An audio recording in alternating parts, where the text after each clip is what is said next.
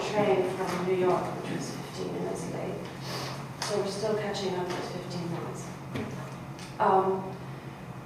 Welcome to Hubert Klimko-Dobrzaniecki and Julia Sherwood. Hubert has come here from Vienna, where he lives with his family, but he was born in Silesia in Bornholm. And his first collection of stories, published in 2003, bears the name of a train station in his hometown. Stacja Bielawa West Bielawa Station, as it will eventually become known in English translation. Since then, he's published a dozen books of prose, including the extraordinarily beautiful novella, which we're featuring here, Lullaby for a Hanged Man. And most recently, the two books, Preparato, or Embalmer, apparently a Truman Capote-style true crime story about a necrophiliac, and Samotność, or Loneliness, both of them published in Warsaw last year. Hubert studied theology and philosophy before moving to Iceland to study Icelandic, a language in which he proceeded to write and publish poetry. Iceland is the setting for Lullaby, whose main hero, Hugo, keeps his poems in a cardboard suitcase, at least until he needs the suitcase for his street mime act, a job which turns out to be financially more profitable than poetry. Hubert's work has been nominated for many important literary awards and translated into many languages, but it has taken too long for it to be made available to readers in English. It's a great piece of good fortune for us that it's Julia Sherwood and her husband Peter who have been instrumental in this. Julia has actually translated this book twice, once into Slovak a couple of years ago, and now into English. Julia was born in Bratislava, now the capital of Slovakia, but once upon a time a city in Czechoslovakia, and studied in Germany before moving to the UK. She worked for the human rights organization Amnesty International for 2 decades, and for the last 8+ years has been a freelance translator. Her husband Peter, who is the ghost at this party, is a scholar of Hungarian language and literature, and most recently occupied a professorship at the University of North Carolina, Chapel Hill. He previously taught for many years at my alma mater, the School of Slavonic and East European Studies in London, where I studied Slavics and history. Together they've translated 2 novels, The House of the Deaf Man by Peter Krysuvik, and Ilona, My Life with the Bard by Jana Juranova, also published by the exciting new publishing house Calypso Editions. So I have questions for both of them, and I'll invite you to ask questions as well. But to start out with, Julia and Hubert are going to read some sections from Lullaby in Polish and English.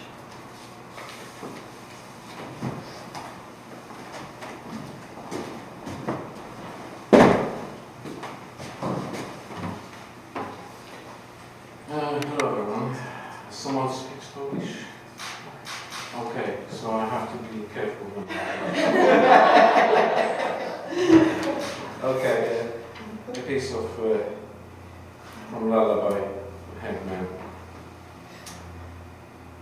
Wyszliśmy. Oparłem się o maskę i delektowałem niesamowitym widokiem, a Szymon wyjął z samochodu kąpielówki i ręcznik, który rozwinął na ziemi tak samo, jak się to robi na plaży w Międzyzdrojach. Rozebrał się do naga i założył niebieskie kąpielówki, wyjął skrzypce, smyczek, podstroił je i zapytał: Ty się nie kąpiesz, prawda? I wszedł wraz ze skrzypcami w pole łubinu.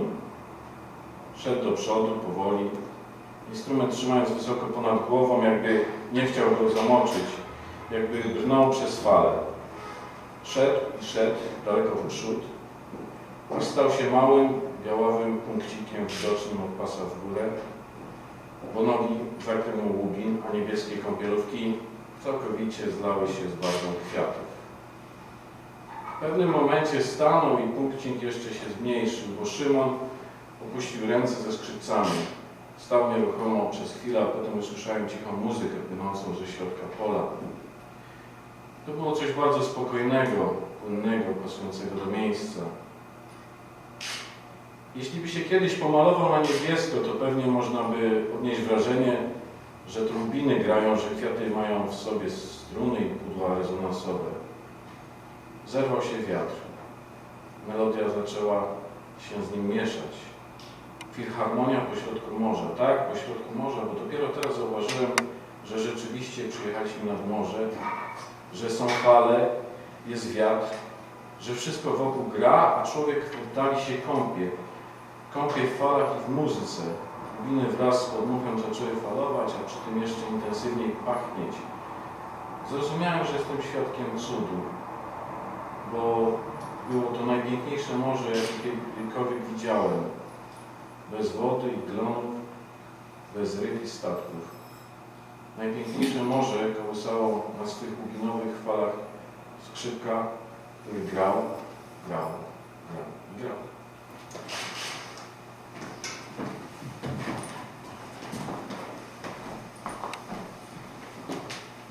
I think I might read a little bit more, start a couple of sentences earlier to give you the context. We found ourselves on a plateau covered in lupins, miles of lupins, of every possible shade of blue. Never in my life had I seen such an accumulation of blueness, such a mass of flowers blooming in the far north, such an orgy of colour and fragrance. What I saw there had nothing in common with the kind of lupins that used to grow in narrow colonies at railroad crossings and along railway embankments and by penitential crosses in Lower Silesia. This was a universe, an infinite world of blueness, because at some point the end of the field merged with the sky. We got out. I leaned against the hood and savoured the breathtaking view, while Szymon took out his swimming trunks and a towel, which he spread on the ground the way people do on the beach at the resort of Międzyzdroje. He undressed completely, put on a pair of blue swimming trunks, picked up his violin and bow, tuned up and asked, "So we're not going for a swim then, right?"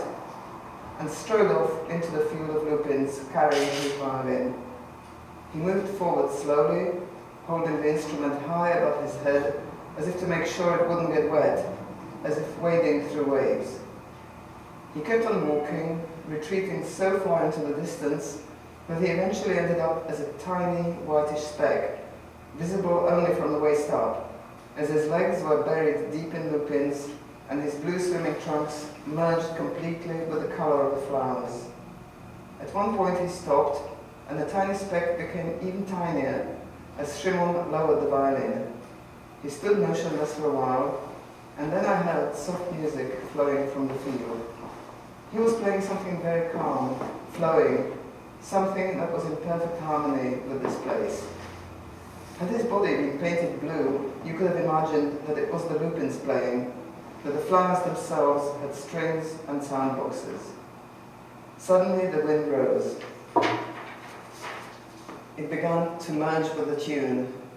This was a symphony within the sea. Yes, within the sea.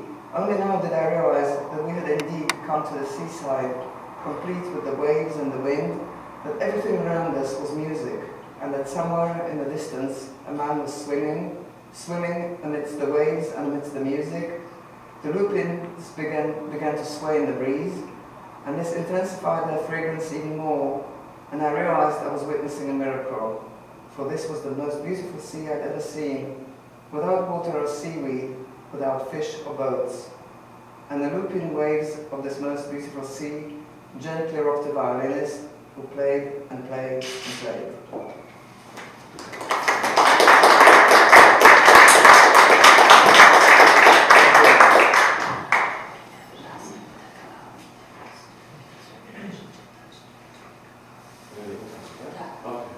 The next one.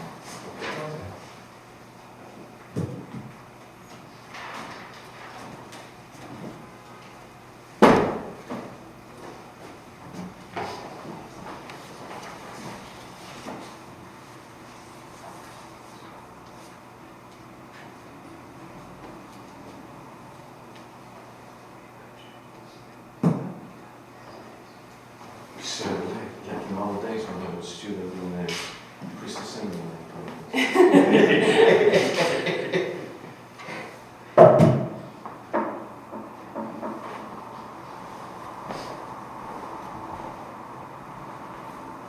Kiedy knedle zaczęły wypływać na powierzchnię, Boro wybierał je delikatnie i kierował do mnie, patelnię, gdzie sterczało rozgrzane masełko, rodzynki i cynamon. Kiedy knedle nabrały złotego koloru, wyjmował je na półmisek i powtarzał tę czynność wielokrotnie, aż wszystkie kulki zniknęły z gardła, napełniając po brzegi 3 półmiski. Wielki szef kazał Szymonowi okruszyć je cukrem, a mi lekko podlać śmietaną. To było doświadczenie mistyczne, to były knedle nadziane powidłami ze świętych nordyckich krzaków. To był agres wyrwany z rąk żółtych barbarzyńców. Knedle Bora były jak komunia święta, a Boro spożywał jej najwięcej. Nie mógł się opanować. Kiedy skończyliśmy, kiedy poczuliśmy niebo nie tylko w ustach, ale i w żołądkach, Szymon wziął skrzypce i zagrał według życzenia chorwackiego szefa szefów Lamoe Heritage. Boro postanowił przespacerować się w moją stronę, tak dla zdrowia, a potem pod moją kamienicą wsiąść w autobus do siebie. Kiedy szliśmy w dół, przechodząc przez mostek łączący większe jeziorko z mniejszym, Boro nagle przyspieszył kroku, a potem powiedział, że musi. Przed nami był cmentarz. Zapytałem, czy nie da rady dojść do mnie, ale rzucił krótko nie. Na cmentarzu stał zielony kontener na śmieci. Boro wskoczył do niego i zniknął.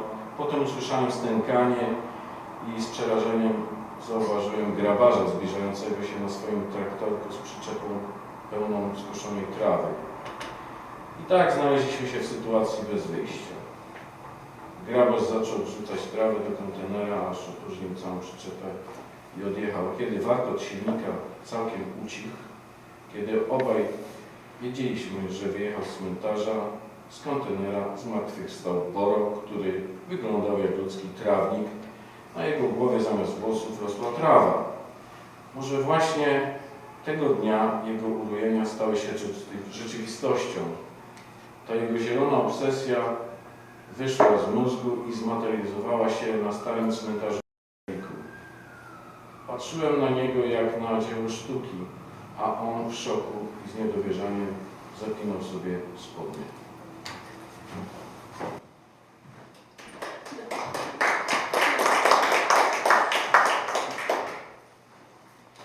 Now for a change of mood. Once the dumplings floated to the surface, Boro removed them gently and passed them on to me, and I dropped them into the frying pan, into the sizzling butter with raisins and cinnamon. When the dumplings turned golden, he removed them and placed them in a bowl, repeating this procedure many times until all the little balls disappeared from the pot and filled 3 large bowls to the brim. The great chef ordered Szymon to dust them with sugar, and my job was to pour some cream over them. There was something mystical about this experience, about these gooseberries wrested from the hands of yellow barbarians. Boro's dumplings were like Holy Communion, and Boro consumed more than anyone else. He couldn't control himself. When we finished, when we felt heaven not just on our palates but also in our stomachs, Szymon got his violin and played L'amour en héritage as requested by the Croatian chef of all chefs. Boro decided to walk me home to get some exercise and then catch a bus from the stop next to my house. As we walked downhill, crossing a little bridge connecting a larger pond with a smaller one, he suddenly started walking faster and said he had to go. We were just coming to the cemetery and I asked if he could hold it until we got to my place, but he said no. When he reached the green dumpster at the cemetery, Boro jumped inside and disappeared, and soon I heard groans and was horrified to see a gravedigger approaching on his small tractor, pulling a trailer filled with mowed grass. There was no escape. The gravedigger started hurling grass into the trash can, and when he entered the trailer and left, when the purring of the engine was no longer audible, and we both knew he had left the cemetery, a resurrected Boro rose from the dumpster, looking like a human lawn, with grass growing on his head instead of hair. Perhaps this was the day his delusions turned into reality, the day when the green obsession of his drained out of his brain and materialized at the old cemetery in Reykjavik. I marveled at him as a work of art as he zipped up his pants in shock and disbelief.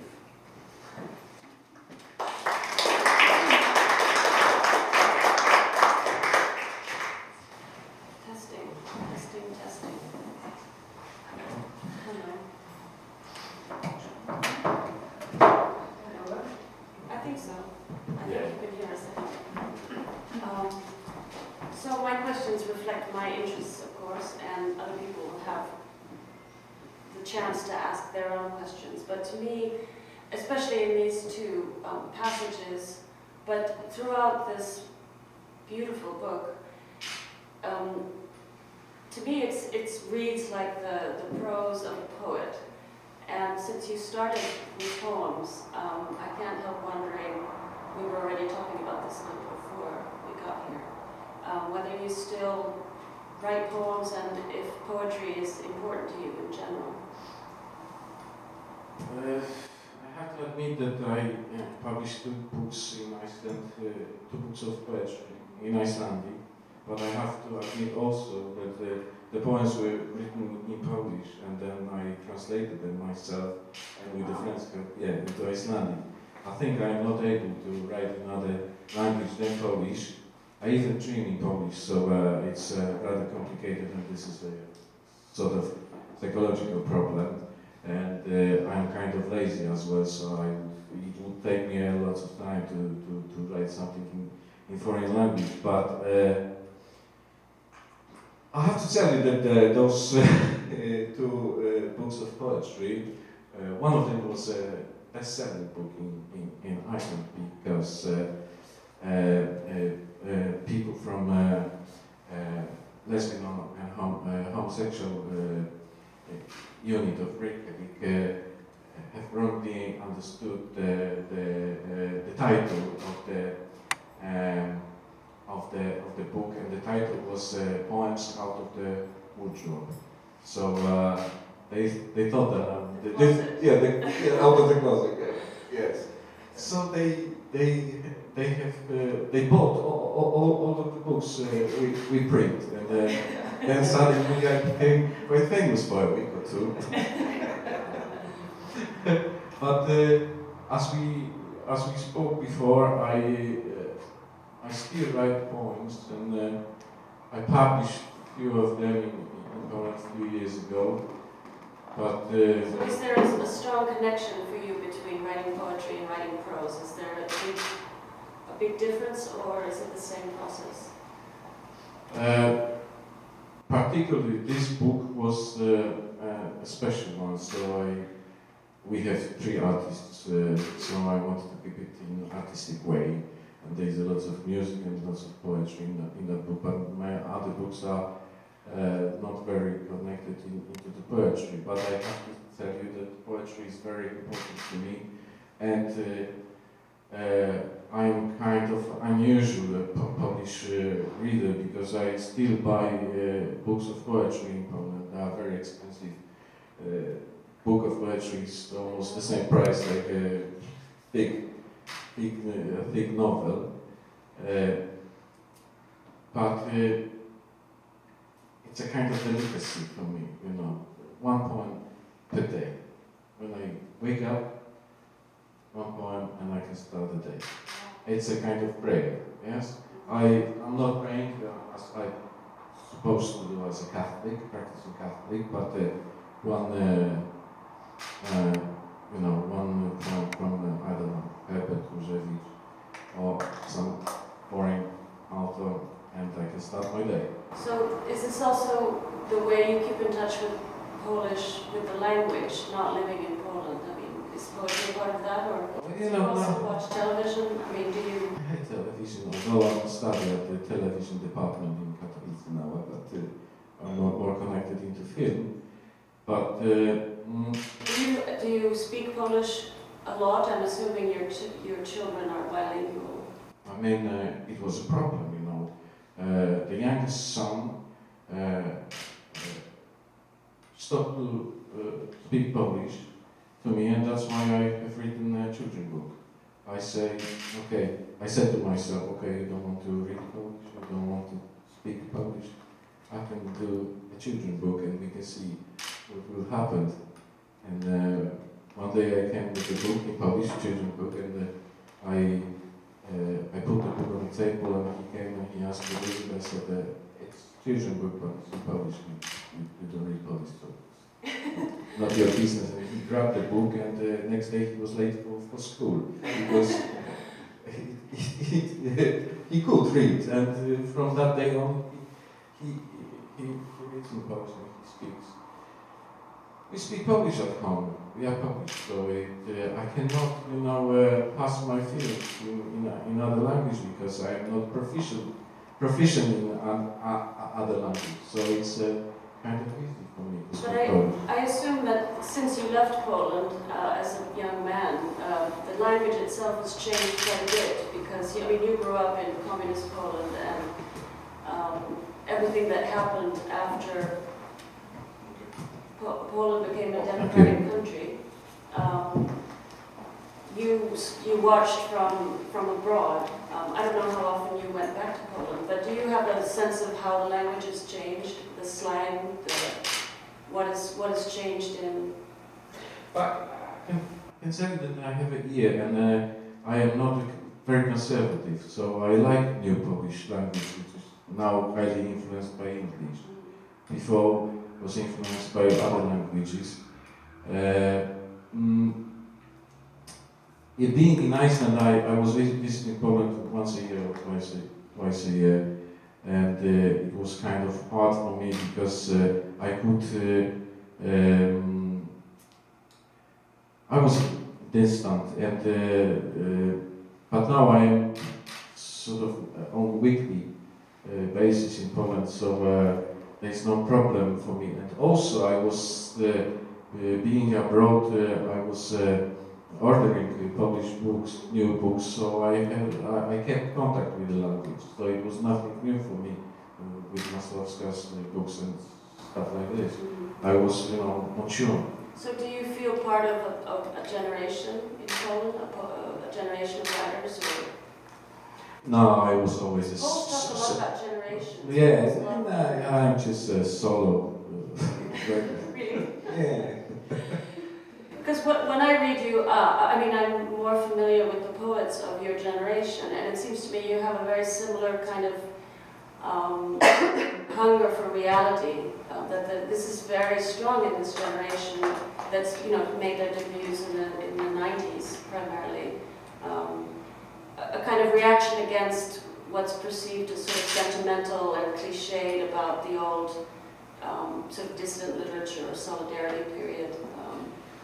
Well, I have to tell you that I was sort of late always. I'm sort of handicapped person.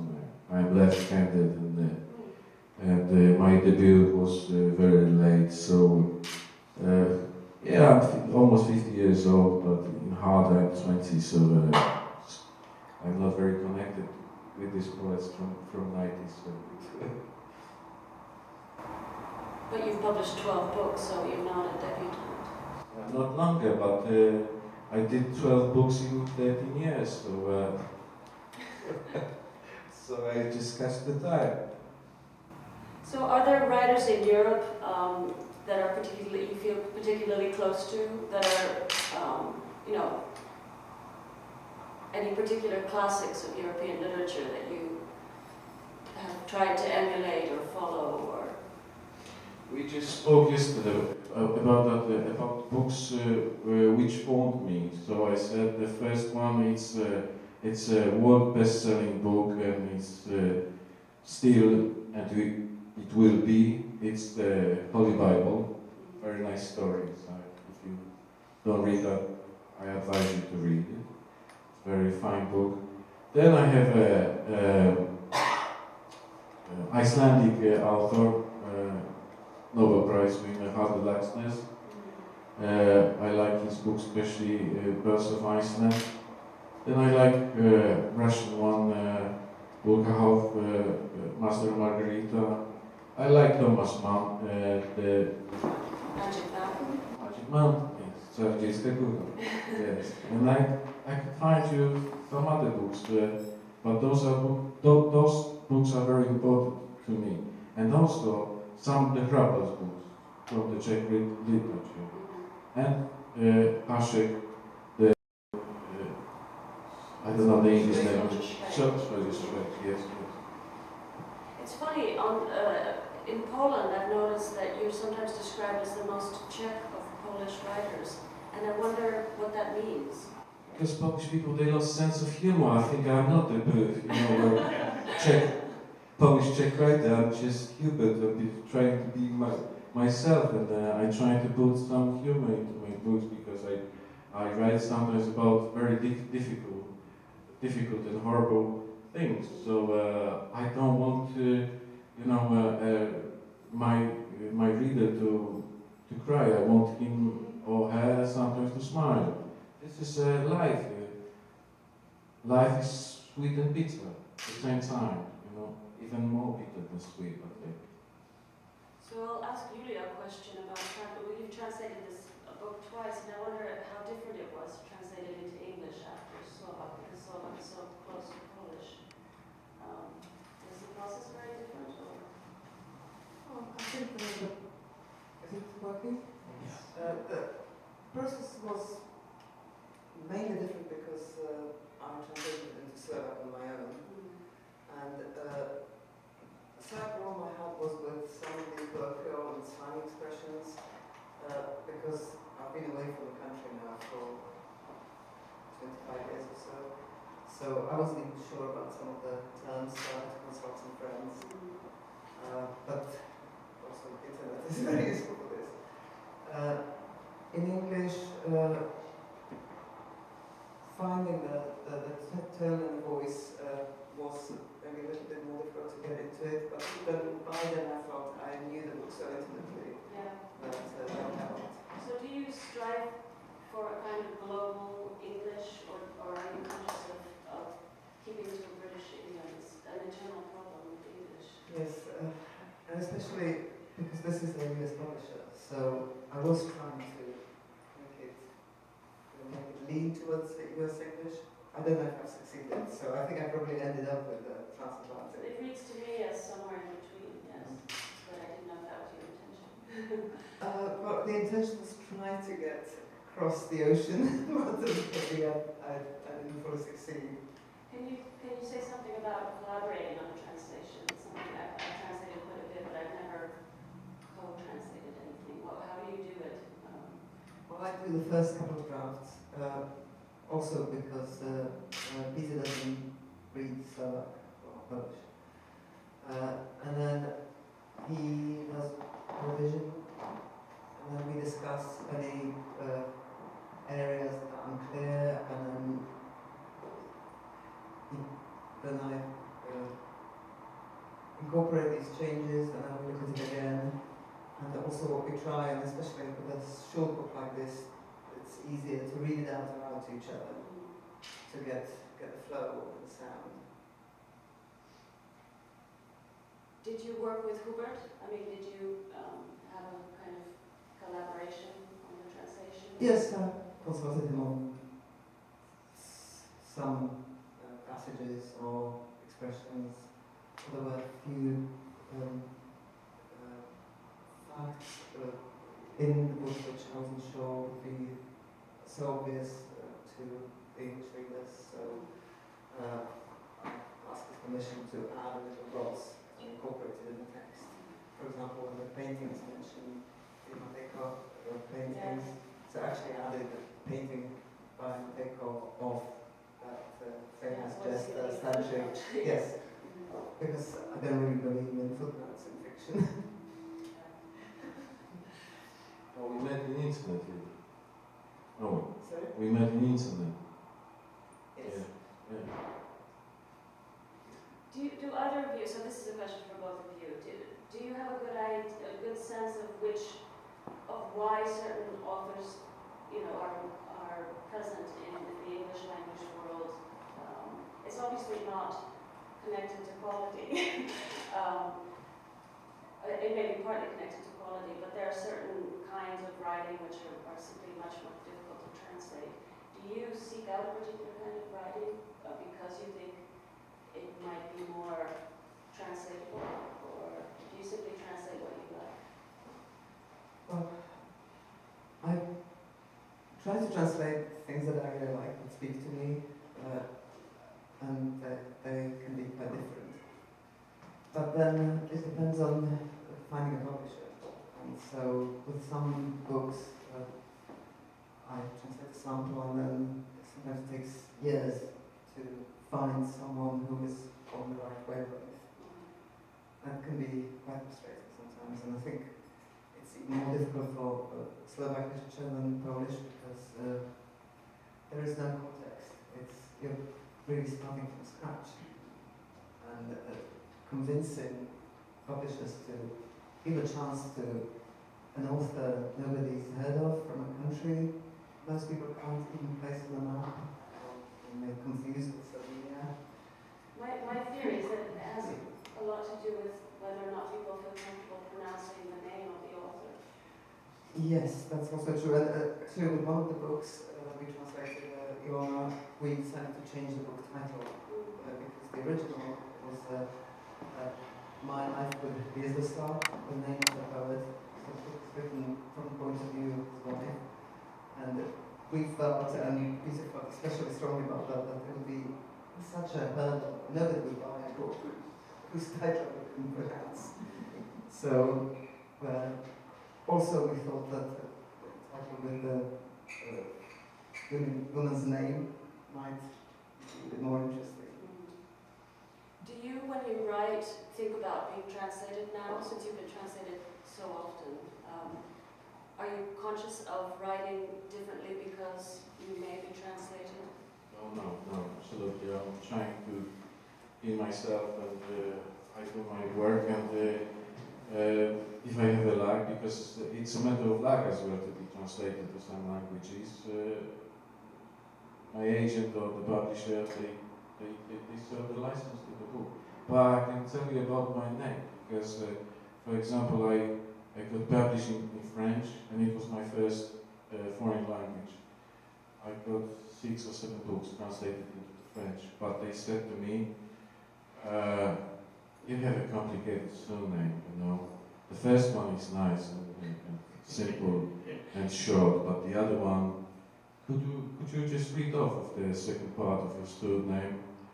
And I said, so I'm existing in France as Klimko, Hubert Klimko, all right? And I said, okay, but then I have an agent, and she said, all right, let me speak. We asked them for how much you can read off the surname. She made it 7,000 euros out of this, so it was fine for me, you know. But I was willing to give it free, you know.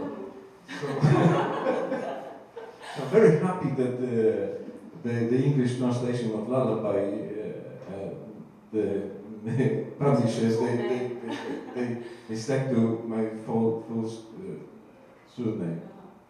If I understand correctly, Could I just add one thing that I heard? I really could not believe it, but apparently a German publisher was interested in publishing a book by a Slovak author who is really the most acclaimed living Slovak author. His name is Pavel Velikovsky. And apparently the publisher said, well, yes, but it would be better to change his name because it's too long. Velikovsky is just too long.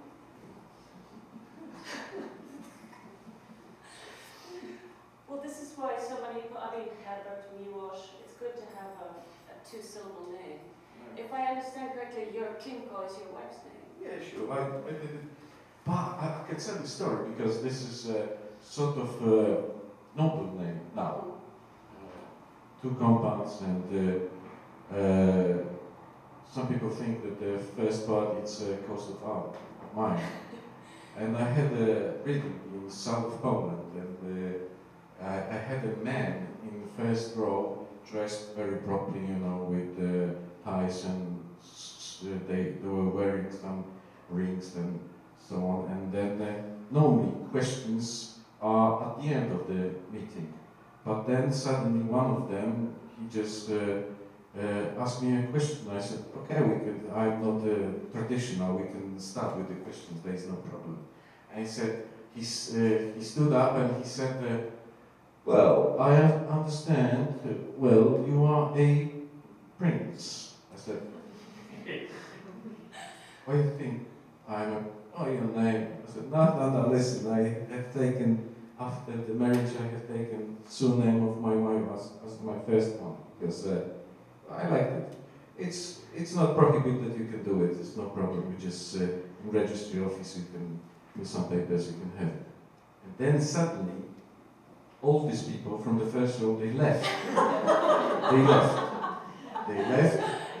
And then afterwards, we went to the office, to the rectory, to pick up the honorarium, and she said to me, I'm really sorry, but I forgot to tell you that there will be an organization of Polish monarchies today, and they thought that you are one of those noble, blue-blooded people, because a week before there was Jacek Denel, a Polish author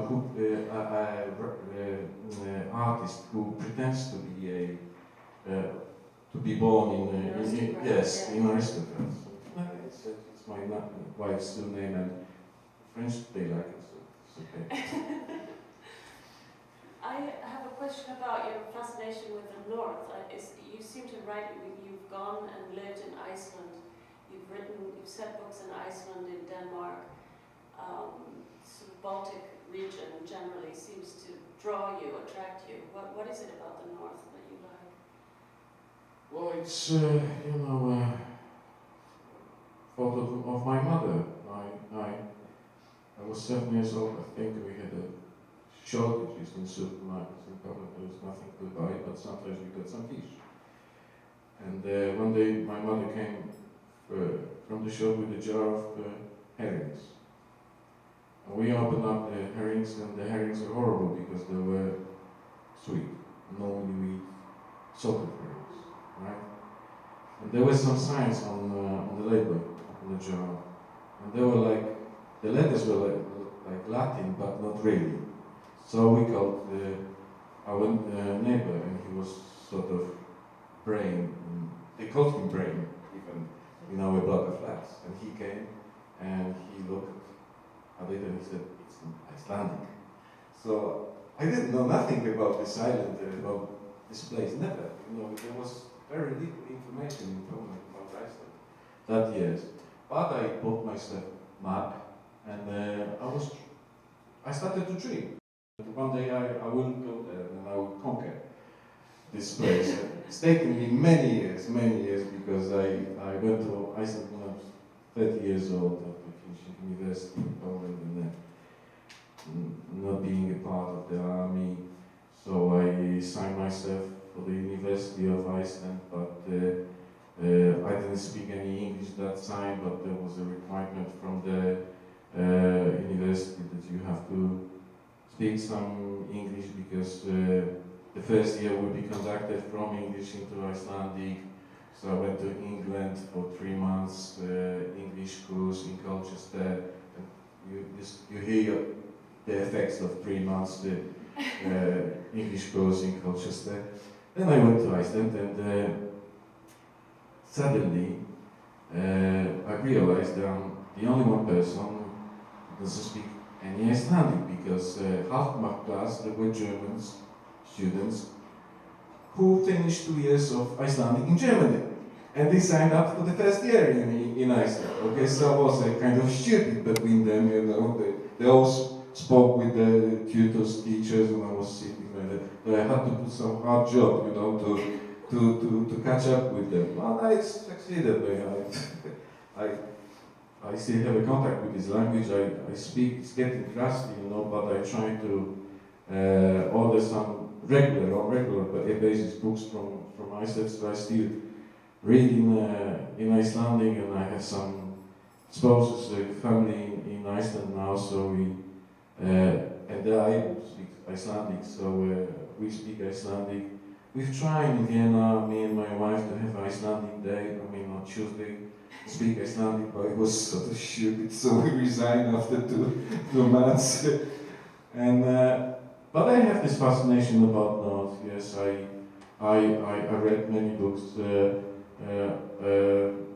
First in Polish, because that Nobel Prize winner was published in Poland in the 50s. All of his books were translated into Polish not from Icelandic, from German, from Danish, I think, and Swedish, one from English. But I could read Hubert Klimko-Dobrzaniecki in Polish many years before. We had this publishing house, which is no longer alive in Poznan, and they had some many good books from Scandinavia, also from Faroe Islands as well, translated from Danish. I think this is a very good literature. Works on me. I like it a lot. I love it. Knut Hamsun, especially the one book, Hunger. I like it. Just like it. I cannot explain why. Sometimes you just like things and you feel them. That's why you follow. Reading Lullaby, I found myself thinking of Dante more than anything else, because the way you begin on this at the end of the world, and the end of the world is a kind of refrain in the book. It's exactly the way Purgatory begins, and there's something purgatorial about the book, which I also connect with the northernness of it, maybe a spirituality of a particular northern kind, a sort of mysticism. Depression, darkness. Yes. Alcoholism. Yes, there is something. There's some kind of melancholy in this Nordic states, but Icelanders and Iceland is very much different than, for example, Norway, Sweden, or Finland. This is an island, very small population. So people although they live in remote villages, they gather together very often. They sing together because this is the only one, or it was the only one way to survive. And also they read a lot. Iceland is on the top of the world records of reading books. So about music, this will be my last question to you, and then I'll ask you a couple more questions, and then I'll turn it over to the audience. Could you talk a little bit about Shimon Kuran, who is the person you dedicated the book to, who's one of the main characters in it? The book is for him and about him in a way, and I wonder, since he is a real person, a historical person, and his music is played in Poland, I wondered if you could just talk a little bit about your friendship with him.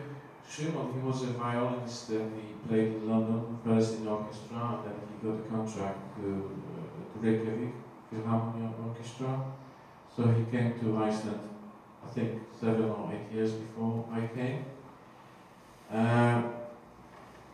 We actually met at the Chopin Festival, which was made by Polish people in Iceland. And at that time, there were many of us.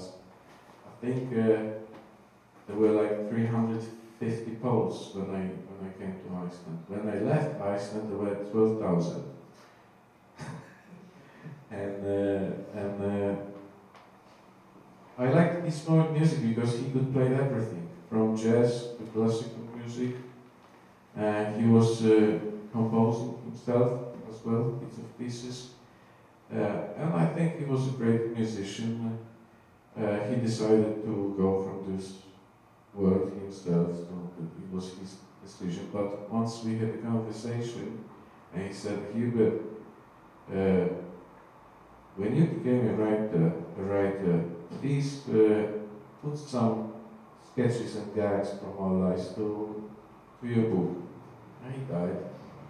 And I have written this book, and I put him as one of the 3 main characters. But I have to tell you that his music was absolutely unknown in Poland. After his death, some people organized on the radio in Channel 3 in Warsaw a long program, long audition. There was lots of his music. And with that book, I also kept in mind to sort of popularize his music in Europe. And the book's been translated in few languages, now English, Slovak, or French. So by reading this book, I hope that the reader also will try to find some something more about his music. I actually have one more question, which I don't want to leave out, which is more to do with the political situation in Poland at the moment. I wonder, since the Polish government lurched to the right, and especially it's especially felt in cultural circles that certain kinds of funding are no longer available, and the climate, the intellectual climate, is changing. Do you feel this when you go to Poland now? Are there things you feel that are more difficult to say in Poland than maybe a couple of years ago? Or I mean, you can say anything you want. That hasn't changed, but I can tell you that we've been refused money from the government for the illustrations for my new children's book, for example. The text was accepted, but we didn't get money for the lady who illustrated that book. it was too subversive? For me, it was normal. But I also have to tell you there is no reason for panic. We have democracy, so people, they vote and they have a government like we have at the moment. If they will go for the voting next time, because some people didn't take any part in the voting, the government might change. 3.5 years, it's a short time. I wanted to ask Julia, is this the first book you've translated from Polish? Yes. That's what I thought. Do you have plans to translate more, or is it something how did you come to do it in the first place? Well, the way I came to do it was that Hubert found me on the internet when he discovered by pure fluke that I translated some of his essays for a Slovak website I've been cooperating with. And for some reason, they neglected to inform him, and he just happened to come across the information. And then he found my email address and wrote to me and asked if I would be interested in translating his fiction, which I hadn't read before that. So he sent me a couple of his books, and we met when I was in Slovakia, and I came over from Vienna. And so he thought it would be best to start with one of his Icelandic books, and sent the first to me, and I just fell in love with this. And just tried to find a publisher.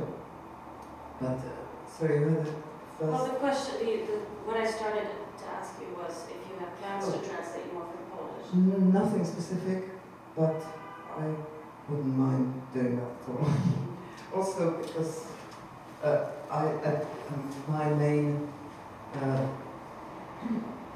vocation is to bring Slovak authors to the attention of the English-speaking world, but there may be maybe easier to find publishers for Polish authors, and there may be something that I find that I like better. Did you learn Polish when you were a child, or did you sound fluent? I just love the sound of Polish always. And then First person, so.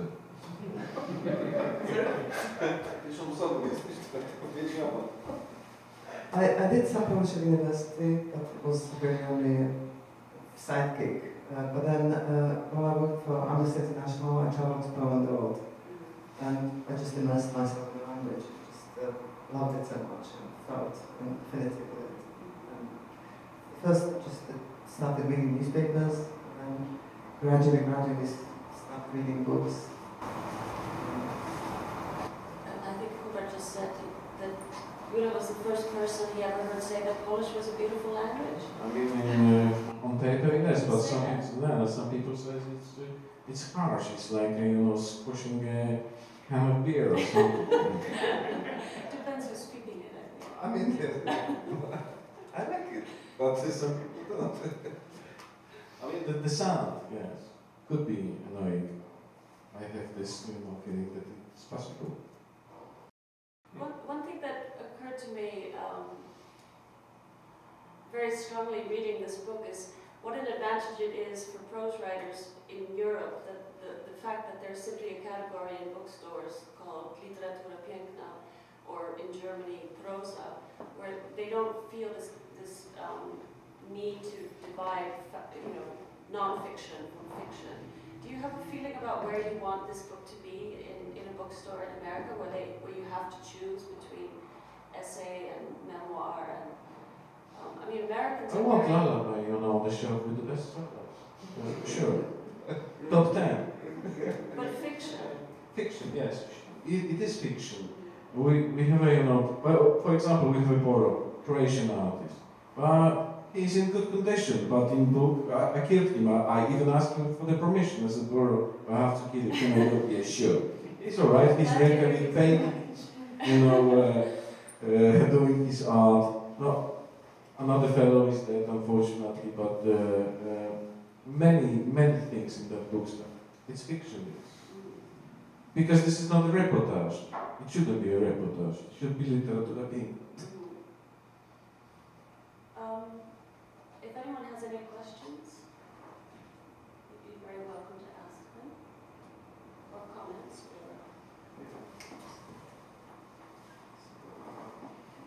So thank you for writing this book. It doesn't happen to me every day that I read a book and 2 days later I can talk to the author. So It was a short book, it is a short book. It's beautiful that you talk about the Harabal influencing you, and I had the same impression before you said it.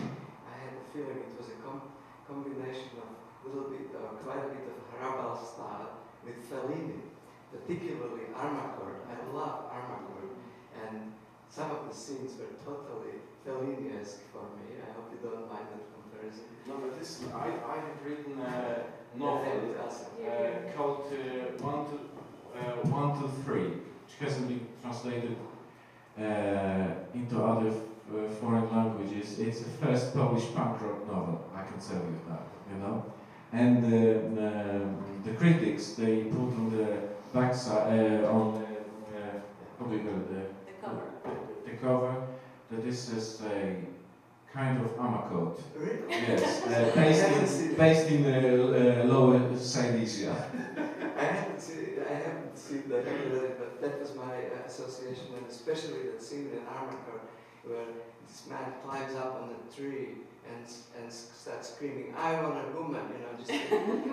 So my impression was of these three characters, particularly Goro and Shimon. But I'm influenced by the Italian cinema as well. I love Fellini, and he was born in this small Rimini. I was born in small Bielawa, and when you were born in a provincial town, you have those characters. You have a madman, you have a prostitute, you have a policeman, you have a priest. In my time, there was a first secretary of Communist Party, but he was also very important, So you've got this bunch of people who create the atmosphere of the small town, and that was also Hrabal's writing. Yes, but what I really loved about it is the authenticity of these characters, and we in Slovakia we used to call it smiech cez slzy.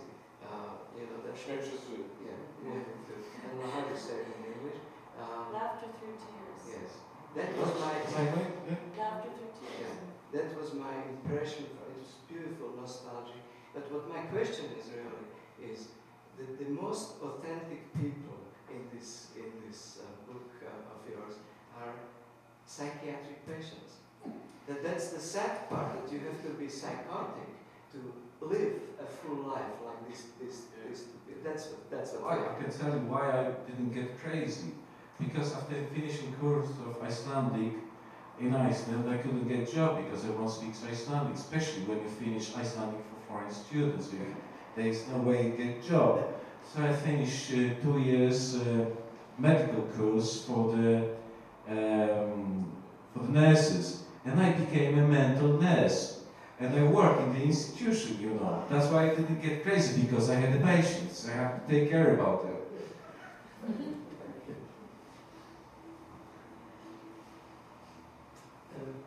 Hello, I'm Krysuvik here from the Goethe-Institut. First of all, I'd like to thank you for coming. It's been wonderful having you here, and it's a wonderful feeling of neighborship. And it's even more a feeling of neighborship as we seem to share the same destiny. Because last week I went to my wine merchant in the corner and said, "Why on earth don't you have any German wines? You have dozens of French and millions of Italian." And he said, "Well, you know, we Americans don't like to drink stuff we can't pronounce." So there we are again. And maybe it's Boston University's job to do some kind of more language classes to give these guys an opportunity to read authors they can't pronounce and drink wine they can't pronounce.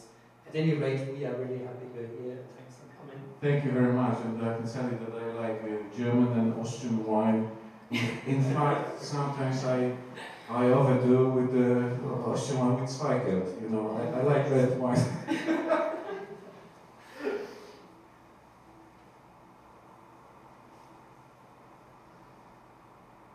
Can you tell us a little more about the book, what it is about? A little bit, is it a story or is it? This is, in fact, this is a novella. This is not, you know, people in Europe. They, I mean, especially in Poland, they forgot that we have a novel, novella, and short story. So when I published this book, some critics they said that this is a longer short story or short novel. They forgot that we have a novella, and this is exactly a novella about 3 foreign men in Iceland. One is Polish, one is Croatian, another one is also Polish. There are 3 characters, and they try to cope with the Icelandic reality. And it's a good story, you know. It's about death, about life, love, but in small piece.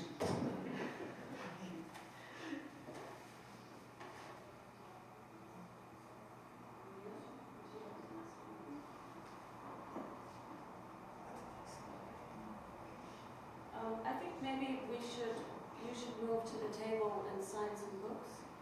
Someone's all right? Austrian wine? No.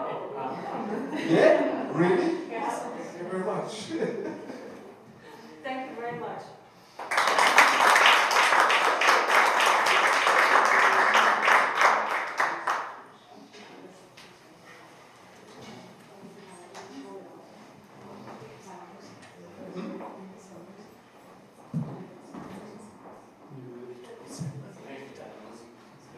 Thank you.